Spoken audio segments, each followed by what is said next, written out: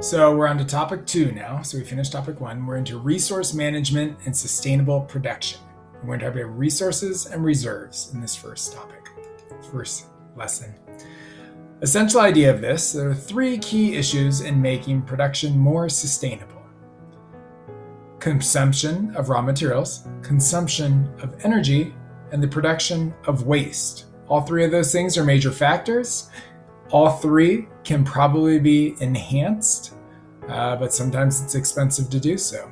So we have to kind of weigh the benefits with the costs and find out what people are willing to support. Okay, when it comes to materials, historical development of materials should be considered. Various developments in unrelated fields later lead into new manufacturing techniques and materials. Here's an example.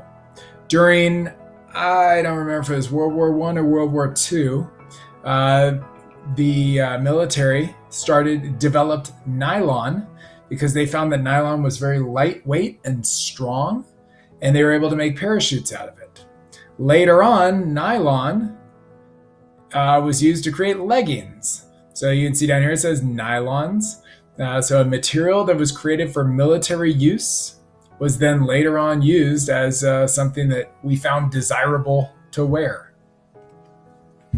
As non-renewable resources run out, designers need to develop innovative solutions to meet basic human needs for energy, foods, raw materials. You guys have heard about this your whole life. Okay, we have certain materials that do renew themselves and certain materials that don't.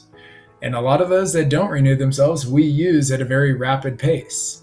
So they start to run lower, the prices start to go up, and we have to get creative in figuring out how can we provide resources for the future based on our current needs and the needs of the future.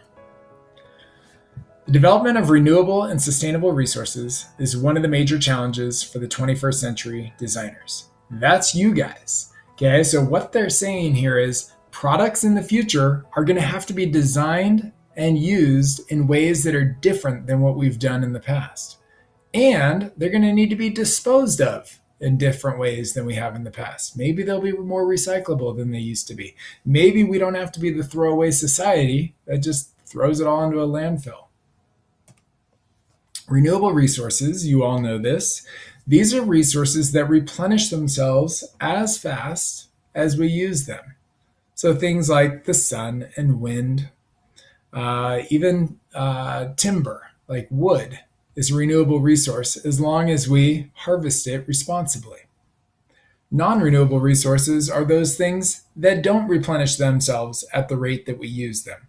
For example, oils, all of your fossil fuels, uranium, plutonium, thorium. These cannot be made or regrown as quickly as we use them.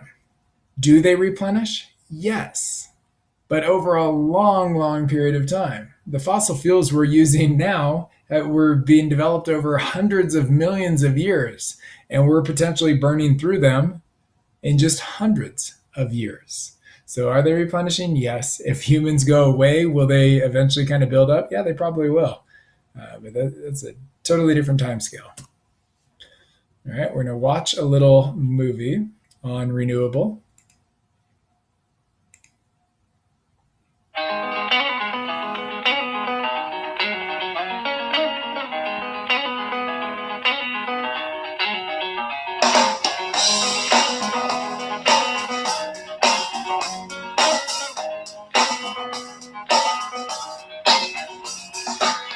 To decide that the things that I tried were in my life is to get high on.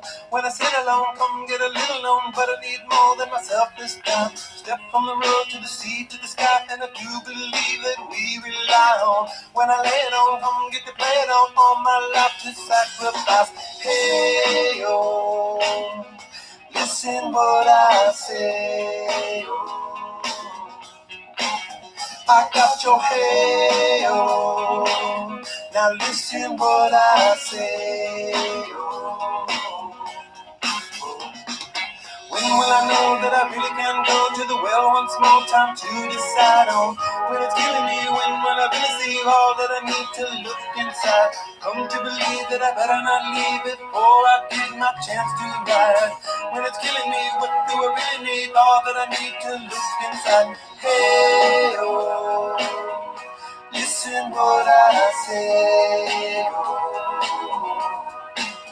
Come back and hey, oh, look at what I say. The more I see, the less I know, the more I like to let it go. Hey.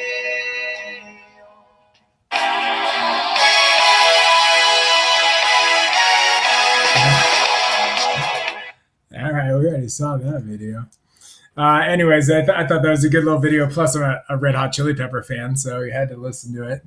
Okay, so reserves. When we talk about reserves, we're talking about how much stuff is there. And it's an important thing for us to know. And reserves have changed over time. As our technologies have changed and advanced, we've actually found more of a lot of things. Things that we didn't used to be able to get to, we now can through technologies like fracking and other stuff, deeper wells. A natural resource that has been identified in terms of its quantity and quality. Okay, so when we talk about reserves, we're talking about quantifying those reserves. How much are there, and how much can we get to, and how good is it? Renewability, by definition, is the rate at which a resource can be replenished. The example given by IB, hardwood resources considered non-renewable could be renewable if extraction ceased and the hardwood source was allowed to regrow. And I would say the extraction doesn't even have to cease. The extraction just can't exceed the rate that it's being replenished. So a lot of us have hardwood flooring in our houses. Yeah?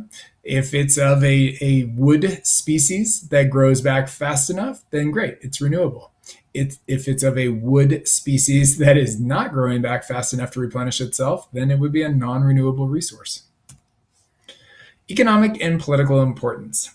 Okay, this is tricky stuff. Everybody likes to say, yeah, let's do what's good for the earth. But when you start putting money into it, and you start putting the competition between different countries and governments into it, then it becomes really hard for us all to agree on what we're going to do. So material and land resources, they're out there. We all want access to them. Things like extracting oil. But the question becomes, who owns what? What about oil that's being harvested out of the bottom of the ocean, out in the middle of the ocean? Who owns that? The impact of resources and security for nations, international treaties based around this stuff. It is tricky topics. Multinational companies. Okay, BP is British Petroleum. It's not a US company, but they do harvest oil out of the Gulf of Mexico, right up along the coastline, close to the United States. A bunch of years ago, there was an oil spill, as you can see in the picture on the bottom right there. That wasn't so good for us. Did it impact the UK? Not really. But it was definitely not a good thing for BP and not a good thing for the Gulf states of the United States. So when we have multinational companies extracting resources, you've really got to make sure that they are invested in the local government or the local communities, that they have that population as their number one concern. Governments need to balance their economic benefits with the political impacts that they have during their resource extraction. All right, you're going to see a lot of this little Venn diagram with those three bubbles. It's going to be called triple bottom line sustainability, but we'll be talking about it a lot over these lessons. Okay, but economic and political, again, the importance of material and land resources and reserves, you need to consider these things. What are your setup costs just to get the thing going? Okay. What is the efficiency that you're working at? So if you extract oil out of the ground and when you burn that oil, you're only getting about 35% of the energy you extracted. At what point does it no longer make sense? Is it sustainable? Do you have a constant supply that can be reliable? Is it worth it? What are the social impacts that you're having on the people that live and work in that area? What are the environmental impacts? And when you're done and you leave, what did you leave behind? Okay, decommissioning, again, what are your responsibilities? When you've made your money and you're no longer interested in that area, What do you need to do? Positive and negative impacts that a development can have on the environment. Populations around most of the world are growing. Here's a couple little charts just to show you Erie and Lafayette. You can see Louisville on there also. These are over about, starting in 1990 up to about 2015. So you can see that Lafayette and Louisville, which are on the right, they have grown, and it's been significant, but it hasn't been as much of a boom as what we saw in Erie. If you look back to Erie in 1990, even close to 2000, you're talking about only maybe 5,000 people that live in that town. It quadrupled in size over the next 15 years. Okay, so does that have impacts on the environment? You bet. Might some of them be positive? Sure. Maybe we changed some things around that actually made the environment better. Might some of them be negative? You bet. Internationalmindedness. So the little picture on the bottom right gives you an idea. You got a company like Shell, which is a Dutch company. Shell's an oil and gas company. Might things go poorly sometimes? Yeah. Is it probably a good company run by good people? Yeah, it probably is. So when something goes wrong, do they take care of the people that were impacted by it? You sure hope so. It's tricky with the multinational companies.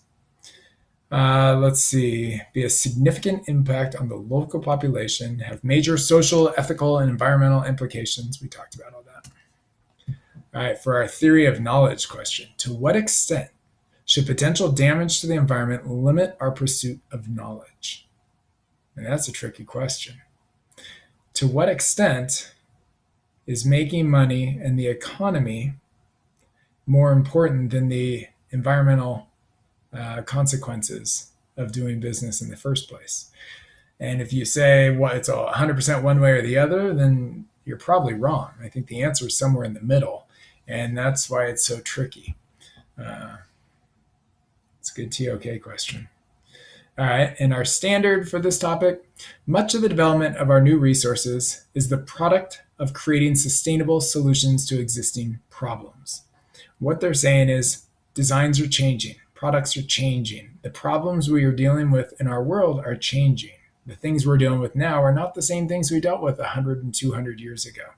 So you have a lot of possibilities to come up with new ideas that create solutions to problems that we're dealing with. The triple bottom line sustainability, again, you see the little chart there on the right.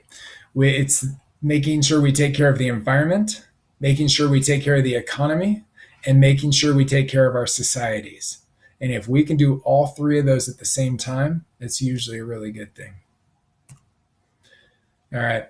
The Industrial Revolution, so we're going to talk about the legacy, is now being felt as we face a resource depletion. Basically, we'll talk about the Industrial Revolution more again later.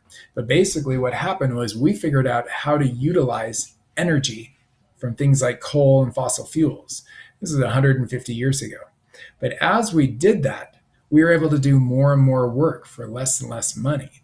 And that allowed us to become very productive, which was great and exciting, except that we started having a major impact on our environment and the people that live in our environments. So the challenge for designers is to continue to develop products that meet the needs of humans while conserving the environment for future generations.